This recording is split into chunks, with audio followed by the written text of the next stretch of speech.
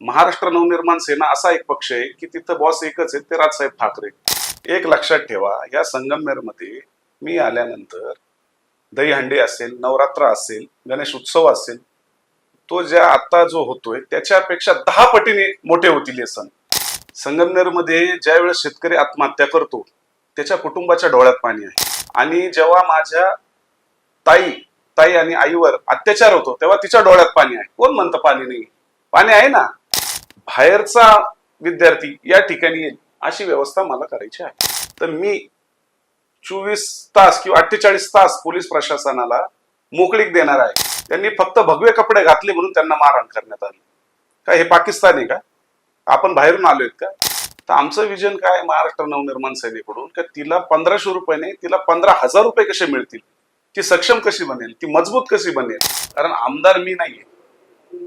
मी ज्या वेळेस येईल आमदार ही जनता असेल आणि मी एक छोटासा या जनतेचा कार्यकर्ता असेल. हा आहे मी गुंड. हिंदू धर्माच्या कामासाठी मी गुंडच आहे. जिथं जिथं अन्याय होईल तिथं मी गुंड म्हणून जाणारच आहे. स्पर्श जेव्हा आपण एखाद्या महिलेला करतो, अहो हे छत्रपती शिवाजी महाराजांचं राज्य आहे, ते हात छाटले पाहिजे. जय श्रीराम, जय महाराष्ट्र. मी महाराष्ट्र सैनिक अविनाश शहा, संगमनेर मधून. आज आपली एक खास ओळख करून देण्यासाठी मी हा पॉडकास्ट इंटरव्ह्यू घेत आहे. यामध्ये संगमनेरचे महाराष्ट्र नवनिर्माण सेनेचे अधिकृत उमेदवार आणि सन्माननीय राजसाहेबांचे कट्टर महाराष्ट्र सैनिक म्हणून आज मी तुमची ओळख घालून देण्यासाठी येथे आलो आहे. ज्याच्यामध्ये योगेशजी सूर्यवंशी यांनी 2024चा उमेदवारी अर्ज भरला आहे. चला तर जाणून घेऊया. आणि हा इंटरव्ह्यू थोडा स्पष्टच होणार आहे आणि थोडा मनसे पॅटर्नला धरून होणार आहे. ठीक आहे, तर आपण जाणून घेऊया आज त्यांच्या मनामध्ये ह्या विधानसभेला घेऊन कोणकोणते प्रश्न आहे आणि कशा प्रकारे ते या प्रश्नांची उत्तरं देणार आहेत. त्याच्यामध्ये माझा पहिला प्रश्न योगेशजी तुम्हाला असा आहे की तुमचं नेतृत्व हे संगमनेरकरांनी नेहमी एक हिंदुत्ववादी चेहरा म्हणूनच बघितलेला आहे. ठीक आहे, अचानक राजकारणाकडे वळण्याचं तुम्ही कसं सुचलं, तुम्हाला कसं सुचलं आणि त्याच्यानंतर तुम्हाला अनेक प्रस्थापित पक्षांची ऑफर येऊ शकते किंवा आहेत, तुम्ही महाराष्ट्र नवनिर्माण सेना हा पक्ष का निवडला? याचं उत्तर माझ्या मते संगमनेरकरांना जर भेटलं तर बऱ्याचशा मनातील शंका दूर होतील. हा प्रश्न आपण मला विचारला की मला बऱ्याच ठिकाणून असं ऐकण्यात आले की आपण राजकारणात जात आहात. तर मी त्यांना एकच सांगू इच्छितो की मला उभं करण्यामध्ये जनतेचाच खूप मोठा हात आहे. कारण हिंदू धर्माचं काम करत असताना या मायबाप जनतेचा पाठिंबा लागत असतो, म्हणून जनतेने मला राजकारणात येण्याची संधी दिली. आणि आपण बघितलं असेल की मला बऱ्याच पक्षातून ऑफर आली की आपण आमच्या पक्षामध्ये यावं. पण मी एक निर्णय घेतला की हे जे पक्ष आहेत यांच्यामध्ये बॉस खूप आहेत आणि मला बॉस नकोय. महाराष्ट्र नवनिर्माण सेना असा एक पक्ष आहे की तिथं बॉस एकच आहे, ते राजसाहेब ठाकरे. आणि मी जे हिंदू धर्माचं काम करतो ते हिंदू धर्माचं काम हे राजसाहेबांच्या रूपानं आपल्या संपूर्ण महाराष्ट्राला माहितीच आहे. आणि मी या संगमनेर या ठिकाणी मला धर्माचं काम करायचं असेल तर एकमेव पक्ष हा आहे की महाराष्ट्र नवनिर्माण सेना. तोच पुढे असतो सगळ्यांच्या पुढे. आणि बाकीचे पक्ष बघितले तर तिथं आपल्याला हे काम करता येणार नाही. म्हणून माझा निर्णय हा पक्का झालेला आहे. महाराष्ट्र नवनिर्माण सेना हाच पक्ष राहील. महाराष्ट्र नवनिर्माण सेना हा एकमेव पक्ष असा आहे की तिथं माझे जे हिंदुत्वादी विचार आहेत आणि सन्मान्य राजसाहेबांचे ते विचार आहेत ते मिळतात. आणि तुम्ही बघितलं असेल की ज्या मुंबई या ठिकाणी रजा अकॅडमीने जो हौदोस घातला होता, राजसाहेब एकमेव असे नेते होते की त्यांनी ते सगळे गार केले होते. आणि त्यापासून तर आतापर्यंत मनसेत येण्याचा जो माझा निश्चय होता तोच होता की कुठलाही पक्ष त्यावेळेस आला नाही, फक्त सन्मान्य राजसाहेब त्या वेळेला उभे राहिले.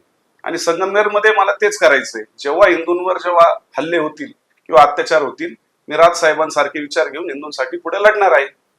सत्तेत नसताना सुद्धा सन्मान्य राजसाहेब ठाकरे यांनी महाराष्ट्र गाजवलेले आणि ते गाजवतात सुद्धा. कारण सत्ता नसताना भरपूर अशी हिंदूंचे कामे किंवा जनतेचे कामे राजसाहेबांच्या रूपाने झालेली आहेत. आणि मला वाटतं की त्यांचा आदर्श घेऊन या ठिकाणी मी तेच करेन. कारण संगमनेरमध्ये मी सत्तेत किंवा मी आमदार नाही किंवा एक सर्वसामान्य एक माणूस आहे. जेव्हा आमदार म्हणून येईल, एक कार्यकर्ता म्हणून या हिंदूंसाठी मी कायम त्यांच्या पाठीशी उभा राहील. म्हणून तुम्ही तो पक्ष निवडला. म्हणून मी महाराष्ट्र नवनिर्माण सेना हा पक्ष निवडला. अगदी छान. खर तर योगेशजी, हा सर्व जनतेच्या मनातच प्रश्न होता की हिंदुत्ववादी काम करताना अचानक राजकारणाकडे तुम्ही का वळाले. याच्या अनेक अफवा संगमनेरमध्ये चालल्या होत्या. त्यासाठी मला वाटतं थोडक्यात उत्तर देऊन सगळ्यांच्या प्रश्नाचं उत्तर दिलेलं आहे. आणि मनसेच्या पॅटर्न राबून नक्कीच तुम्ही संगमनेरमध्ये हिंदुत्ववादी काम करत असताना विकासाचं काम करणार, हा आम्हाला 100% विश्वास आहे. पुढचा प्रश्न मला असा आहे की प्रत्येक कॉमन प्रश्न असतो जो एका उमेदवाराला विचारला जातो सगळ्या इंटरव्ह्यू मध्ये, मीही तो विचारतो, पण मला एक ऑनेस्टली, एक प्रामाणिक आणि एक स्पष्ट उत्तर तुमच्याकडून हवं आहे. तुमचं व्हिजन काय आहे? जर तुम्हाला संगमनेरची जनता आमदार म्हणून निवडून देत आहे, हिंदुत्ववादी कामात तुम्ही कधीही मागं नाहीये हे सर्व जनतेने बघितलेलं आहे, पण एक व्हिजन जर तुम्ही निवडून आला तर तुमच्या मनात काय आहे की मी संगमनेरच्या जनतेसाठी विकास म्हणून काय करावं? धर्म म्हणून तुम्ही सांगायची मला वाटतं गरज नाहीये, पण विकास म्हणून तुम्ही काय केलं पाहिजे? ज्याच्यामध्ये अनेक प्रश्न आहे, ज्याच्यामध्ये मी पहिला प्रश्न मांडतो पाण्याचा. आज संगमनेरमध्ये, सुसंस्कृत संगमनेरमध्ये जलनायक म्हणून काही लोकांची ओळख आहे, प्रस्थापित पक्षाची ओळख आहे. तुम्हाला वाटतं का की खरंच संगमनेर हा जलनायक आहे का? हा पाण्याने समृद्ध असा संगमनेर शहर आहे का? याच्यावर आपलं काय मत आहे? तुमचा प्रश्न अगदी बरोबर आहे की संगमनेरमध्ये पाण्याचा जो प्रश्न आहे, आणि मी सांगतो खरं संगमनेरमध्ये पाणी हे कमी नाहीच आहे, समृद्ध आहे पाण्याने, आणि घराघरामध्ये पाणी आहे. त्याचं उत्तर मी तुम्हाला बरोबर देतो. संगमनेरमध्ये ज्या वेळेस शेतकरी आत्महत्या करतो त्याच्या कुटुंबाच्या डोळ्यात पाणी आहे. आणि जेव्हा माझी माता भगिनी जेव्हा डोंगर दऱ्यामध्ये जाते तेव्हा तिच्या हंड्यात पाणी आहे. आणि जेव्हा माझ्या ताई आणि आईवर अत्याचार होतो तेव्हा तिच्या डोळ्यात पाणी आहे. कोण म्हणतं पाणी नाही? पाणी आहे ना, ह्या स्वरूपाने पाणी आहे. आणि जे निळवंडे करतात ते जे निळवंडेचं पाणी आले, मला सांगा तळेगाव भागामध्ये का पाणी नाही? ह्या रूपाने सांगतो, शेतकऱ्याच्या माता भगिनींच्या डोळ्यात पाणी आहे ना, ह्याचे जलन आहे की त्याच्या रूपाने पाणी आहे. आजपर्यंत प्रत्येक उमेदवाराचं उत्तर तर आम्ही असंच बघितलं की पाणी नाहीये, पाणी नाहीये. आज खऱ्या अर्थाने तुम्ही ज्या पद्धतीने उत्तर दिलं की संगमनेरच्या प्रत्येक घरातील लोकांच्या डोळ्यांमध्ये पाणी आहे, खरंच हा पाणी समृद्ध शहर आहे असं मला पण वाटतंय. कारण की ही जनता हा पाण्या वाचून वंचित आहे. जसं तुम्ही बोलला की लोकांना विकत घ्यावं लागतंय पाणी. अक्षरशः ज्या महिला जात आहे, दऱ्याखोऱ्यामध्ये जात आहे, एक एक थेंबसाठी पाण्याची, त्यांची तहान भागवण्यासाठी, त्यांच्या अंड्यामध्ये पाणी. अतिशय सुंदर उत्तर दिलं. माझा पुढचा प्रश्न आहे रस्ते. ज्यावेळेस तुम्ही आता कदाचित प्रचारामध्ये फिरला असाल त्यावेळेस संगमनेरमध्ये रस्ते याच्यावर तुम्ही काय ऑब्झर्वेशन केलं का? याच्यावर तुमची टिप्पणी काय आहे की कसे रस्ते असावे, काय असावे? छान प्रश्न विचारलात आपण हा. कारण प्रचार चालू असताना आम्ही ज्या ज्या ग्रामीण भागामध्ये फिरलो तर आम्हाला असं आढळले की प्रचंड भयानक रस्ते. म्हणजे तुम्हाला सांगतो, त्या ठिकाणाहून जर वाड्या वस्त्यांवर जायचंय तर आम्ही विचार केला की एखादा शेतकरी त्या रस्त्यावरून जातोय तर तुम्ही त्याच्या पाठीचा जर एक सरे केला तर अक्षरशः तो मोडलेला असेल. आणि ह्या रस्त्यांमुळे अनेक ऍक्सिडेंट पण झालेले. आता माझे जवळचे सहकारी, आता 1 महिन्यापूर्वी त्याचा या खड्ड्यांमुळे ऍक्सिडेंट झाला आणि तो अक्षर मरण पावलाय. तर 40 वर्षापासून यांनी फक्त सत्ता भोगली आणि त्यांचे ठेकेदार पोचले. तर मी एकच आवाहन करी की महाराष्ट्र नवनिर्माण सेनेला एकदा संधी द्यावी. कारण संगमनेरमध्ये तुम्ही पावसाळ्यात बघितलं ती नदीला कमी पाणी असते, या रस्त्यांवर जास्त पाणी असतं. याची व्यवस्थाच केलेली नाहीये ना. मग तुम्ही 40 वर्ष काय केलं? तुम्ही स्वतःला जलनायक म्हणतात, पण हे जल हे तुम्ही या रस्त्यांवर आणून ठेवतात ना पावसाळ्यामध्ये. तर कुठेतरी आता जनतेने, मायबाप जनतेने हा विचार करावा आणि एकदा आम्हाला संधी द्यावी. हे जे प्रश्न आहेत आपण सगळे मिळून या प्रश्नात आपण जे उत्तर आहे आपण याची शोधू आणि यातून मार्ग काढू. आणि आपण बघितलं असेल की महाराष्ट्रामध्ये खड्डे बुजवण्यासाठी रस्ते केले जातात. संगमनेर असं एक शहर आहे का ते रस्त्यात खड्डे आहेत.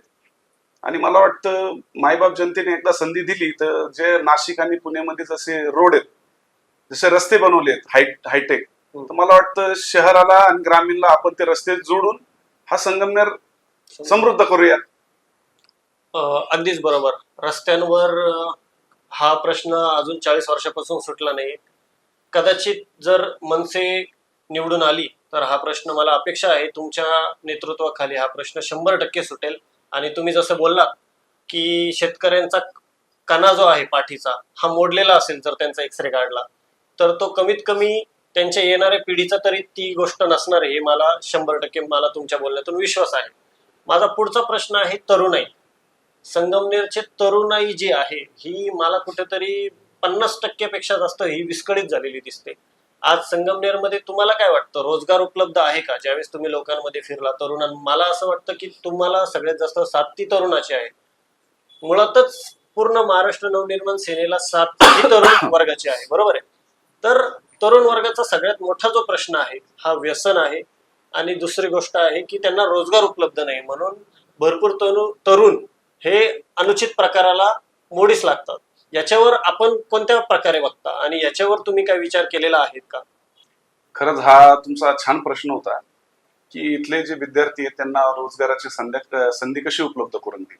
कारण आपण बघितलं असेल की या संगमनेर शहरामध्ये कुठलाही रोजगार मिळत नाहीये, कारण इथे MIDC नाही आणि मोठे मोठे प्रोजेक्ट नाही आहेत. त्याचं कारण असं की इथले जे संस्था चालक आहेत, जे सत्ता प्रस्थापित लोक आहेत, की त्यांचे सगळे संस्था आहेत. आणि त्याच्यामध्ये काय झालंय की शिक्षण संस्था समजा आपण जर धरली तर शिक्षण संस्थेमध्ये विद्यार्थ्यांना डोनेशन द्यावं लागतं.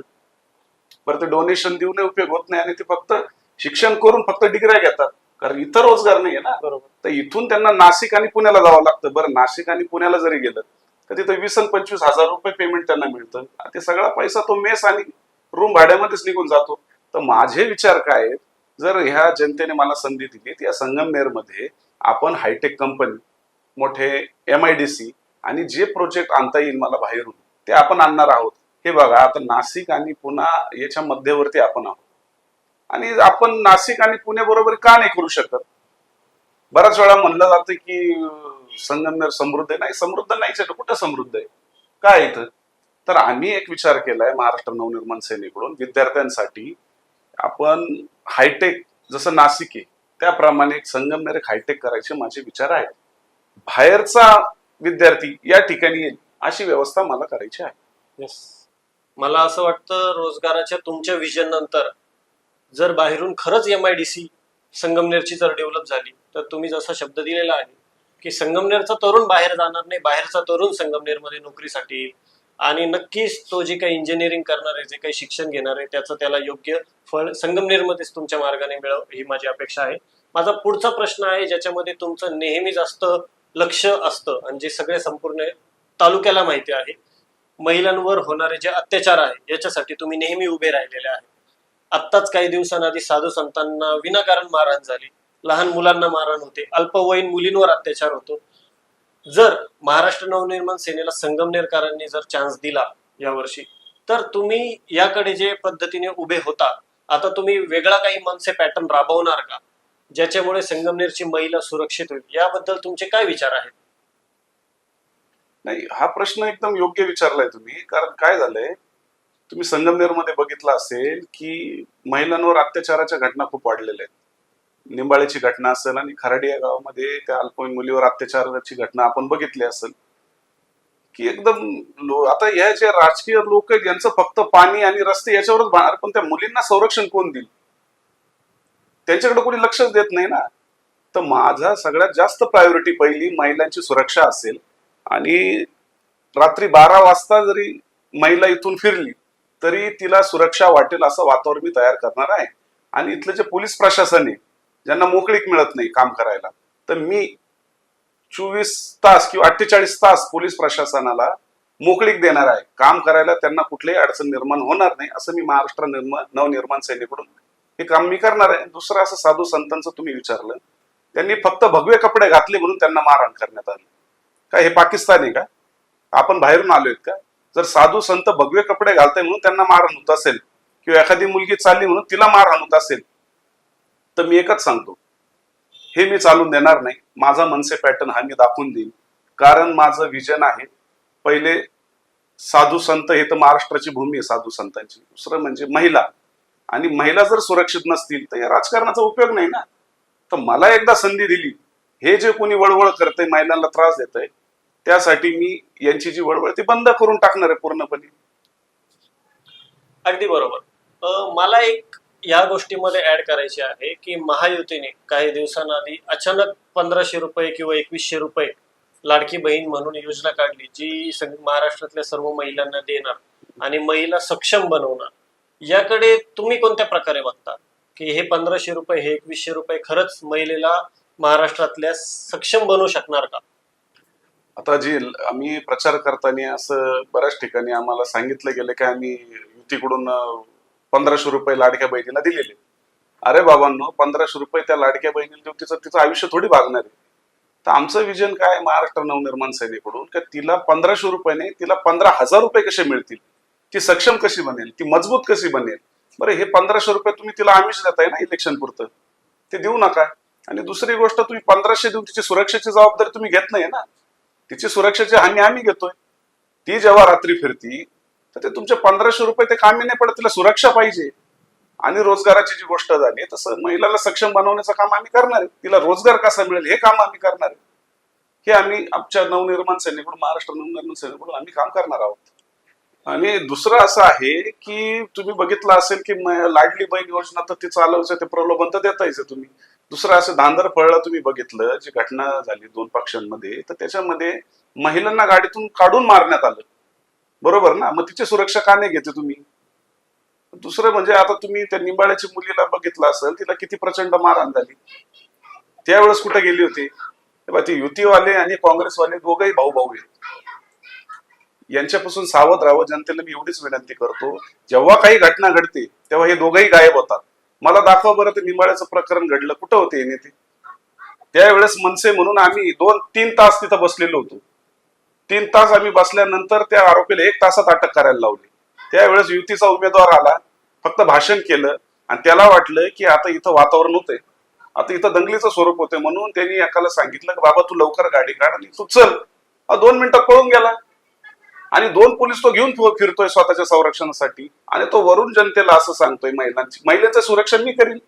अहो, तुम्हाला सुरक्षेची गरज आहे, तुम्हीच 2 पोलीस घेऊन फिरता, तर तुम्ही महिलेची सुरक्षा आणि जनतेची सुरक्षा काय करणार आहे? त्याच्यामुळं महाराष्ट्र नवनिर्माण सेना ही सत्तेत नसताना सुद्धा महिलांची सुरक्षा करतच होता. जेव्हा मला संधी मिळेल त्याच्यापेक्षा जास्त ही सुरक्षा आम्ही वाढवू.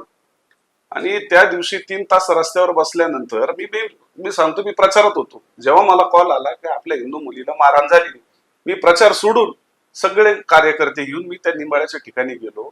आणि मी कुठलीही भीती न बाळगता, मी पक्षाचा विचार न करता, निवडणुकीचा विचार न करता म्हणले, हे बघा, इलेक्शन येतात, इलेक्शन जातात, माझ्या माता भगिनीवर जर अत्याचार होत असेल तर मी त्या इलेक्शनचा उपयोग नाही ना, आपल्याला धावून जाणं तिथं गरजेचं आहे. तर एवढं झाल्यानंतर पोलिसांनी मला एक नोटीस काढली. हे आपण बघू शकता, ही नोटीस काढली आहे. आणि मला सांगा बरं, ही नोटीस घेण्याची हिंमत आहेत का या युती किंवा काँग्रेसच्या नेत्यांमध्ये? ही नाहीये. आम्ही पहिल्यापासून ही तयारी ठेवूनच जातो. जिथं माता भगिनींवर अत्याचार होईल तिथं आमचं गोल्ड मेडल आहे ना, याला आम्ही घाबरत नाही. जिथं जिथं अन्याय होईल तिथं तिथं मनसे उभे राहील.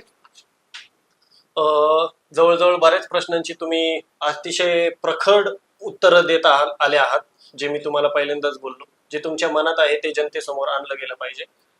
मला अजून एक प्रश्न आहे की आमदार ज्यावेळेस हा निवडून येतो त्यावेळेस अशी परिस्थिती असते की तो प्रत्येक घरापर्यंत जातो उमेदवार म्हणून, पण एकदा निवडणूक आल्यानंतर तो पूर्ण 5 वर्ष गायब असतो. 5 वर्षानंतर आता ज्यावेळेस तो जनतेसमोर येतो त्यावेळेस तरी सुद्धा जनता त्याला वारंवार निवडून देत असते, कोणत्याही खोट्या आश्वासनाला बळी पडून. ज्या मनसेला आणि मनसेच्या रूपात जर तुम्हाला आम्ही निवडून आणलं, त्याच्यानंतर आमदार म्हणून तुम्ही संगमनेरकरांसाठी कसं काम करणार आहात? मुळातच हा प्रश्न तुमचा चुकीचा आहे की आमदार म्हणून तुम्ही काय कराल. कारण आमदार मी नाहीये. मी ज्या वेळेस येईल, आमदार ही जनता असेल आणि मी एक छोटासा या जनतेचा कार्यकर्ता असेल. कारण जनता ही निवडून देते काम करण्यासाठी, एसीच्या गाडीत बसण्यासाठी आणि आपले प्रश्न वर मांडण्यासाठी. आणि या जनतेला सोबत घेऊनच मी काम करणार आहे. मायबाप जनता निवडणार आहे ना, तर आमदार ती आहे. मी एक सामान्य कार्यकर्ता म्हणून काम करणार आहे आणि ते मला छान वाटतं, मला मातीत काम करायला. तुम्हाला खरं सांगतो, मी आजही पायी पायी फिरतो. जिथं किंवा कुठं काही घटना घडली तर मी मोटरसायकलवर पटकन जातो, मी विचार करत नाही. आणि मी आमदार हे सगळं हे बोगसपणा चाललाय. ही मायबाप जनताच सर्वस्व आहे आणि ते जे करील ते ठरवील ते मला करायचंय. मला जर या मायबाप जनतेने जर संधी दिली तर मी तुम्हाला सांगतो, आजही अकोले नाक्यावर माझं संपर्क कार्यालय आहे. त्या ठिकाणी अनेक लोक येतात, शेतकरी वर्ग येतो, पीडित लोक येतात, दलित आदिवासी जे असतील ते सर्व समाज आपल्याकडे येतो. म्हणजे पूर्ण हिंदू समाजाचे लोक माझ्याकडे येतात. त्यावेळेला मी सर्वांचे कामं कुठलंही 1 रुपया न घेता करतो. कारण ते अपेक्षेने येतात आपल्याकडे काम घेऊन आणि ते काम मी पूर्णपणे ताकदीने करतो. आणि याच्यानंतर जर मला संधी मिळाली तर मी संगमनेरच्या मध्यवर्ती ठिकाणी जनता दरबार भरवणार आणि त्या ठिकाणी प्रशासकीय जी लोक असतील त्या ठिकाणी ती बोलावणार. कारण जनतेला 4-4 महिना खेटा मारायला काही जनता विडी किंवा मूर्ख नाही. कारण हे प्रशासन हे टॅक्स रुपये आपण त्यांना पैसे देतो. हे पगार आपल्या टॅक्स मधून घेतात. आता ह्या ठिकाणी 40 वर्ष ज्यांची सत्ता राहिलेली आहे किंवा त्यांचे जे पिलावळ आहेत, त्यांचे जे ठेकेदार आहेत, मला दाखव यांनी कधी जनता दरबार घेतला, यांनी कधी जनतेची कामे केली. मी आजही जनता दरबार भरवतो आणि जनतेची कामं करतो. मला एकदा संधी दिल्यानंतर मी संगमनेरच्या मध्यवर्ती ठिकाणी जनता दरबार भरवणार. त्या ठिकाणी आपल्या जनतेची कामं होणार आणि हे जे प्रशासकीय लोक आहेत हे त्या ठिकाणी मी बोलावणार आणि तिथं बसल्या बसल्या कामं करून देणार आहे. कारण तुम्ही बघितलं असेल की तहसील कार्यालय घेतलं आपण तर एक साधा कागद किंवा एखादा उतारा जरी काढायचा असला तलाठी कार्यालयामध्ये तर त्याला एक एक दिवस थांबावं लागतं. हे जे सर्व जे ह्या ज्या गोष्टी आहेत हे सगळं मी बंद करून टाकणार आहे आणि मायबाप जनतेचे हे कामं मी जनता दरबार रूपी हे करून देणार आहे. आता 5 वर्षातून एकदा हे आमदार जेव्हा ह्या गरीब जनतेकडे हात जोडायला येतात, आपण बघितलं असेल 5 वर्षातून एकदाच यांची आठवण येते का? मी इतर वेळेस कुठं असतात ते तर इतर वेळेला हे जे प्रस्थापित हे जे आमदार आहे की युती घ्या किंवा काँग्रेसचे घ्या, हे बऱ्याच वेळेला ह्या बिल्डर लोकांसोबतच तुम्हाला फिरताना दिसतील आणि ह्या गरीब जनतेकडे हे लक्ष देत नाही. आणि ज्या वेळेला हे गरीब जनतेचे जेव्हा कामं असतात तेव्हा हे त्यांच्या ऑफिसला जातात किंवा यांच्या बंगल्यावर जातात तेव्हा यांचे दरवाजे बंद असतात. लक्षात घ्या, मी महाराष्ट्र नवनिर्माण सेनेकडून जेव्हा मी येईल सगळ्यात पहिले मी ह्या गरीब जनतेचे कामे करणार आहेत. कारण यांच्या रूपाने आपण यांच्या मतामुळे आपण बसलेलो आहोत. हे आपल्याला तुमची कामं करण्यासाठी यांनी आपल्याला बसवलेले आणि हे प्रस्थापित लोक यांना विसरून जातात. आता मला असं आवाहन करायचं आहे सर्व नागरिकांना की आपण आता सावध व्हा. आपलं एक मत खूप महत्वाचं आहे. आपण मला संधी दिल्यानंतर या ज्या समस्या आहेत, जो आमदार तुम्हाला उपलब्ध होत नाही ते असं होणार नाही. मी पूर्णपणे तुमच्या सोबत असेल आणि मातीत जुडलेला माणूस आहे आणि तुमच्या सोबत राहील. महाराष्ट्र नवनिर्माण सेनेकडून जेव्हा मला या ठिकाणी आपण संधी द्याल, सगळ्यात पहिले ही जी बिल्डर लॉबी आहे इथं ज्यांना ठेके मिळतात, कामं मिळतात, हे पहिले मी बंद करून टाकेल आणि शेतकऱ्याची जी मुलं आहेत, जे गरीब लोक आहेत त्यांना मी कामं देईल आणि त्यांना संधी देईल. अहो त्यांनी पण मोठं झालं पाहिजे ना. ते आपल्याला का निवडून देत आहेत? तर त्यांना अपेक्षा आहेत ना आपल्याकडून. तर मला एकदा संधी दिली तर ह्या शेतकरी आणि गरीब जे आदिवासी दलित जे सर्वसमावेशक जेवढे लोक असतील त्यांना मी रोजगाराच्या संधी उपलब्ध करून देईल आणि या बिल्डरांना बाजूला करेल. हिंदुत्वाचं काम नेहमी करताना तुमच्यावर खूप सारे आरोप लावले जातात की तुम्ही मारामाऱ्या करताय, तुम्ही गुंडगिरी करताय, समाजामध्ये व्यापारी वर्गामध्ये तुमची दहशत आहे. ह्याबद्दल मला तुम्हाला विचारायचं आहे की ह्यावर तुम्ही कसं बघता? ह्यावर तुम्हाला आज चान्स आहे की जनतेला तुम्ही उत्तर द्या की ही तुमच्या कोणत्या प्रकारची दहशत आहे. ठीक आहे. त्याच्यानंतर मला अजून एक प्रश्न विचारायचा आहे की जो शेतकरी आहे याच्याकडे तुम्ही कसं बघताय आणि व्यापारी वर्गासाठी तुमचं काही विजन आहे का संगमनेरच्या? काय झालंय, मला या ठिकाणी गुंड म्हणून संबोधलं जातं. तर ह्या काँग्रेसच्या आणि युतीच्या लोकांनी मला गुंड म्हणून त्यांनी जे ठरवले, हा आहे मी गुंड. हिंदू धर्माच्या कामासाठी मी गुंडच आहे. जिथं जिथं अन्याय होईल तिथं मी गुंड म्हणून जाणारच आहे. जिथं जिथं धर्माला गरज पडेल किंवा धर्माची गरज पडेल त्या ठिकाणी मी जाणारच आहे आणि मी कोणाची वाट बघणार नाही. जेव्हा माझ्या माता भगिनीवर अत्याचार होतो तेव्हा हाच गुंड तिथं पहिला पोहोचतो. कुठं जाता तुम्ही काँग्रेस आणि युतीवाले? तुम्ही खूप म्हणजे सज्जन आहात का? अहो तुमचे काय काय काळे धंदे आहेत ना आम्हाला माहित नाही का? तुम्ही काय काय करता, काय काय आर्थिक राजकारण तुम्ही फिरवता आणि आम्हाला बदनाम करा. अहो गुंडच आहे मी. शंड म्हणून नाही, या हिंदू धर्माचा गुंड म्हणून मला आवडेल म्हणायला. बरोबर. आणि तुम्हाला सांगतो या हिंदू धर्मासाठी किती गुन्हे मला अंगावर घ्यावे लागले तर ते मी घेणार आहे. आणि हे बघा या नोटिसा मला अशा असंख्य आलेल्या आणि मी याला घाबरून माझं धर्माचं काम मी सोडणार नाही. मला काय म्हणायचंय, जे तुम्ही जे प्रशासन जे यांच्या सांगण्यावरून जे गुन्हे दाखल करताय ते माझं गोल्ड मेडल आहे आणि मी जर याला घाबरलो असतो या गुन्ह्याला तर मी कामच केलं नसतं ना. आणि परत एकदा सांगतो, जिथं जिथं अन्याय होईल तिथं तिथं मी जाणार आणि मी शंड म्हणून वागणार नाही, एक गुंड म्हणूनच धर्मासाठी वागेल, एवढं लक्षात ठेवा. आणि आपण तो प्रश्न विचारला व्यापारी लोकांसंदर्भामध्ये, तर व्यापारी लोकांसंदर्भामध्ये मी पूर्णपणे एक आराखडाच आखलेला आहे. जी बाहेरची जे आता तुम्ही आपण बघितलं असेल या ठिकाणी खूप लोक बाहेरून येऊन डुप्लिकेट माल असेल किंवा खराब वस्तू विकतात, त्याचा फटका आपल्या चांगल्या व्यापाऱ्यांना बसतो संगमनेरच्या. पहिलं प्राधान्य मी संगमनेरच्या व्यापाऱ्यांना देईल. त्याचा प्रोजेक्ट रिपोर्ट मी तयार केलेला आहे. स्वतः राजसाहेब, सन्माननीय राजसाहेब ठाकरे यांनी जो प्रोजेक्ट केलेला आहे महाराष्ट्रातील व्यापाऱ्यांसाठी, तो प्रोजेक्ट रिपोर्ट मी संगमनेरकरांसाठी जरूर वापरणार आहे. आणि मला सांगायला आनंद वाटेल की व्यापारी वर्गालाही खूप आनंद होईल जेव्हा मला संधी व्यापारी वर्ग किंवा इमाईबाप जनता देईल. इथला व्यापारी वर्ग समृद्ध असेल, मी एवढं सांगतो. संगमनेरचं वातावरण नेहमी एक गोष्टीमुळं गरम होत राहतं किंवा चर्चेमध्ये असतं, जे आहे हिंदू समाज आणि मुस्लिम समाज. आणि तुमच्याकडं ज्यावेळेस लोक बघतात त्यावेळेस फक्त कट्टर हिंदू म्हणून तुमच्याकडे बघितलं जातं आणि मुस्लिम विरोधी नेतृत्व म्हणून तुम्हाला बघितलं जातं. आज तुम्हाला वाटतं का की हे जे तुमच्यावर आरोप किंवा तुमची जी छबी, निगेटिव्ह छबी तयार करण्यात आलेली आहे, जी एका विशिष्ट समाजामध्ये आहे, त्यासाठी तुमचं उत्तर काय आहे? किंवा मनसे पॅटर्न मध्ये जे भोंग्यांचे विषय आहेत किंवा जे मस्जिदी संदर्भातले विषय आहेत, त्याबद्दल तुम्ही कोणत्या प्रकारे बघतात, हे तुम्ही कोणत्या प्रकारे आम्हाला सांगू इच्छिता? प्रथमतः तर मला हिंदू असल्याचा खूप गर्व आहे. आणि जो माझ्या हिंदू धर्माकडे वाकड्या नजरेने बघेल तर त्याचे डोळे सरळ ठेवणार नाही. हे बघा काय आहे, तर आमच्या धर्माला त्रास देणारी पिलावळं खूप इथं आलेली आहेत. तर आपल्या हिंदू धर्माकडून त्यांना त्रास नाही ना. जर ती कम्युनिटी आपल्या लोकांना त्रास देत असेल तर मी सोडणार नाही. आम्ही त्रास देतोय का त्यांना? अजिबात देत नाही. पण तुम्ही का देता?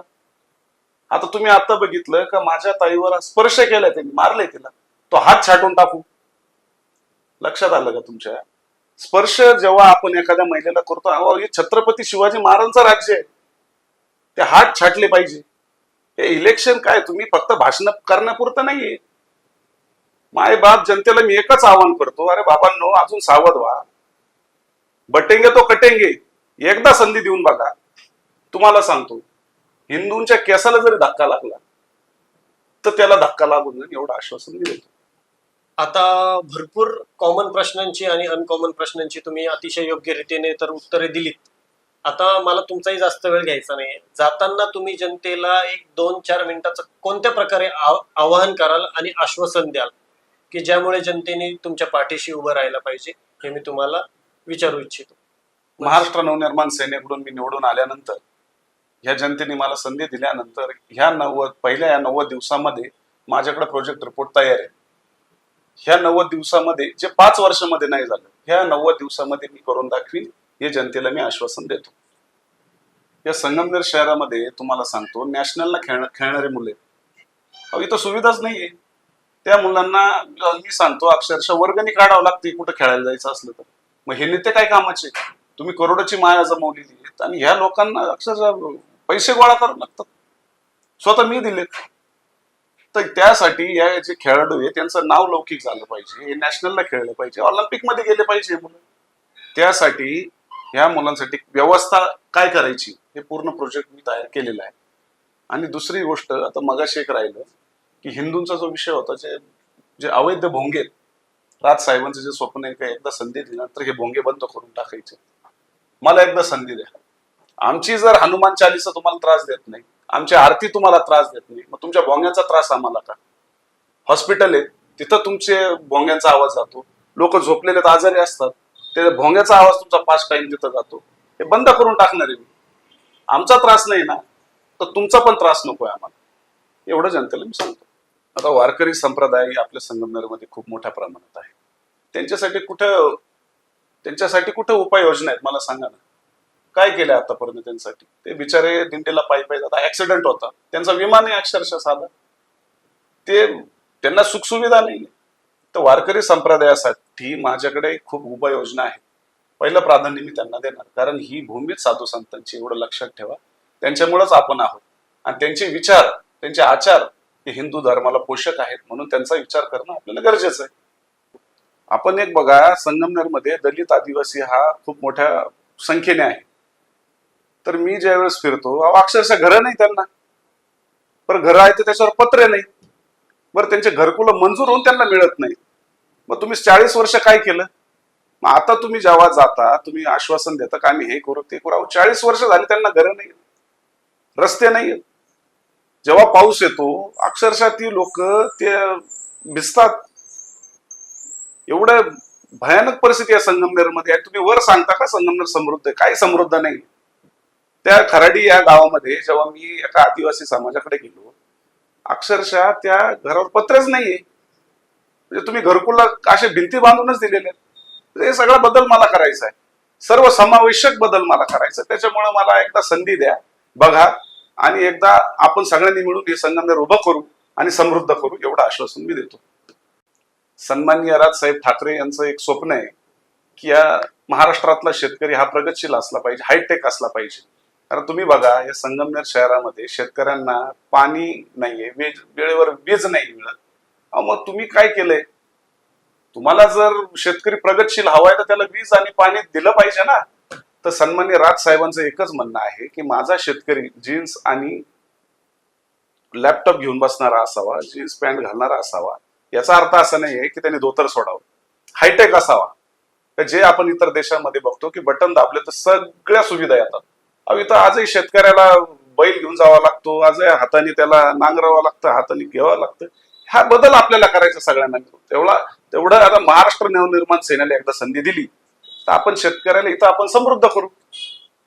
आणि आपण आता बघितलं असेल की विद्यार्थी ग्रामीण भागातून जेव्हा शहरात शिकायला येतात तेव्हा बसची सुविधा नाही, रस्ते नाही, आणि त्याचे इतके हाल होतात.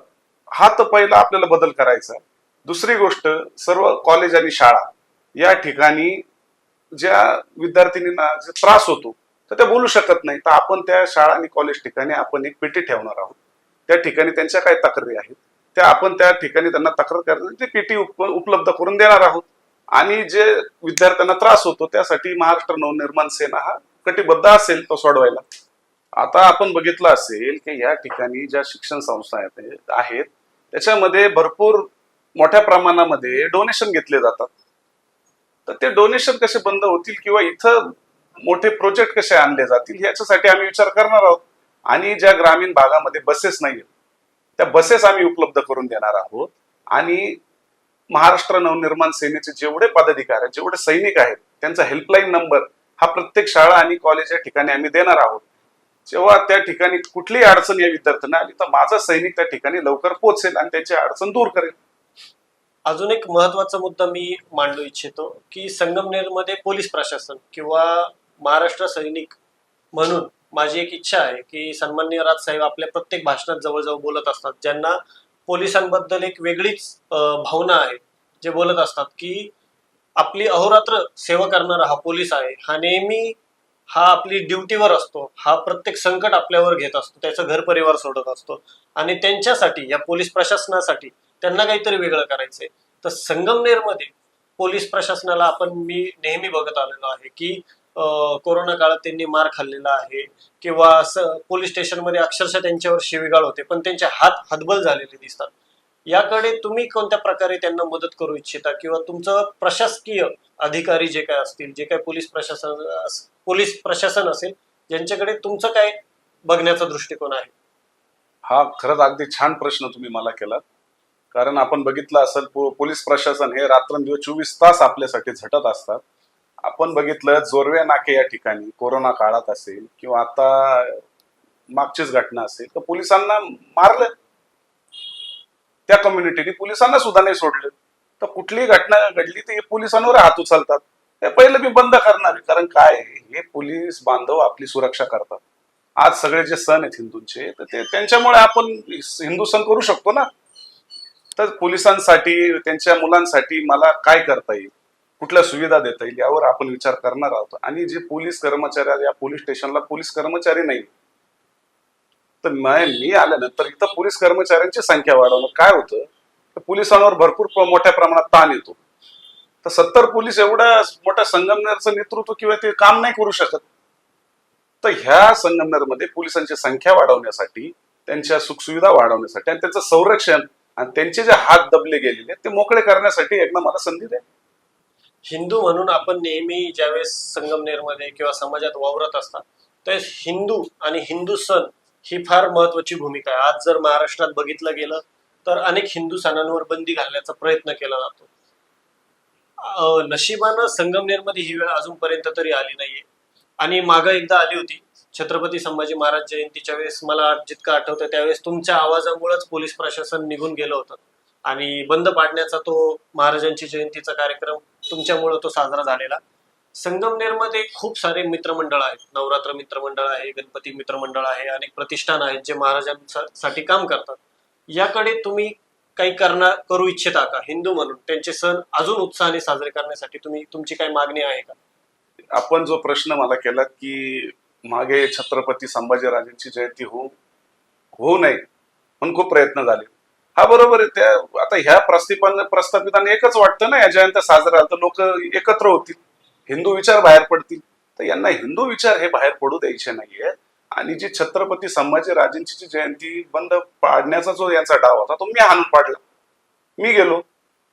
एक लक्षात ठेवा, या संगमनेरमध्ये मी आल्यानंतर दहीहंडी असेल, नवरात्र असेल, गणेश उत्सव असेल, तो ज्या आता जो होतोय त्याच्यापेक्षा 10 पटीने मोठे होतील हे सण, एवढं लक्षात ठेवा. आणि दुसरं असं, जे हे हिंदूंना जे प्रलोभन देतात की छत्रपती शिवाजी महाराजांचं आम्ही स्मारक, कुठं केलं आता हे स्मारक? तुम्ही तर फार ती जागा मोजली, हे केलं ते केलं, आम्ही हे आणू ते आणू निधी आणू, कुणी नाही आणलं.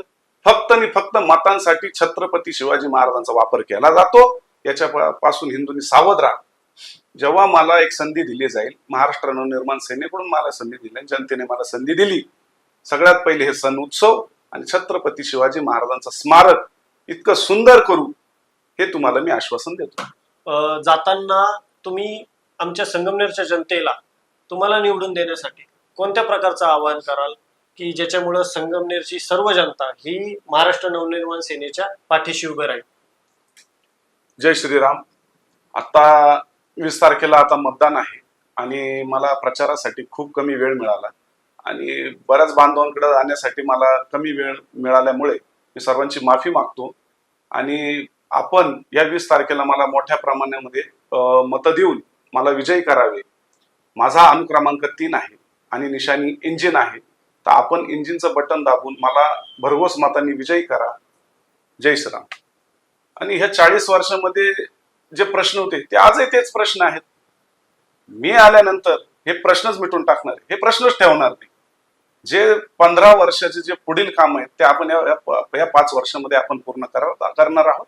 म्हणून मला भरघोस मतांनी विजयी करा आणि संगमनेर आपण समृद्ध आणि सुखी कसं करायचं हे आपण सगळे जनतेने ठरवू. मी वरूनही भगवा आहे आणि आतूनही भगवा आहे आणि माझा भगवा मरेपर्यंत मी सोडणार नाही, कारण माझा प्राणच हिंदुत्व आहे. आणि शेवटपर्यंत संगमनेरकरांना एकच सांगतो, शेवटपर्यंत तुमचे जे कामं असतील, जे आश्वासनं असतील, या भगव्याची शपथ घेऊन सांगतो ती पूर्ण करेल. जय श्रीराम.